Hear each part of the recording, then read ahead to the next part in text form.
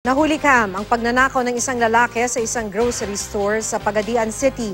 Huli rin sa CCTV ang pagtangay ng bag ng isang babae sa loob mismo ng opisina ng alkalde.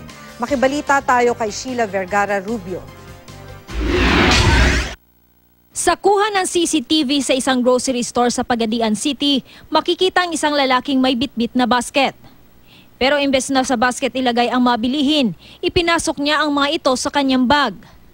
Pero tila nataranta ang sospek at naglaglagan sa sahig ang grocery items. Nang mapansin ng papalapit na tindero, iniwan niya ang mga nahulog na paninda. Pero nang makakuha ng tiyempo, nagpasimple siya ulit sa paglalagay ng grocery items sa kanyang bag. Dumiretso sa counter ang sospek, pero ang malaman lang ng basket ang kanyang binayaran. Natiktikan pala ng pamunuan ng tindahan ang salarin at agad siyang nahuli. Umabot daw sa 500 piso ang halaga ng grocery items na tinangka niyang nakawin. Paliwanag ng salarin, gipit lang siya kaya siya nagnakaw.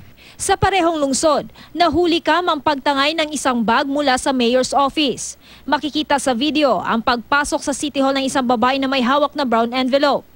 Dumiretso ito sa mayor's office. Pagkalis ng silid ng isang empleyadong naka-green, mabilis na kinuha ng babaeng salarin mula sa cubicle at dali-daling lumabas ng opisina. Nahuli ang suspect sa hotel kung saan ito naka-check-in. Na-recover sa naturang kwarto ang bag na may lamang 15,000 pesos. Nakumpiska rin ang iba pang gamit na pinaniniwala ang nakaw rin.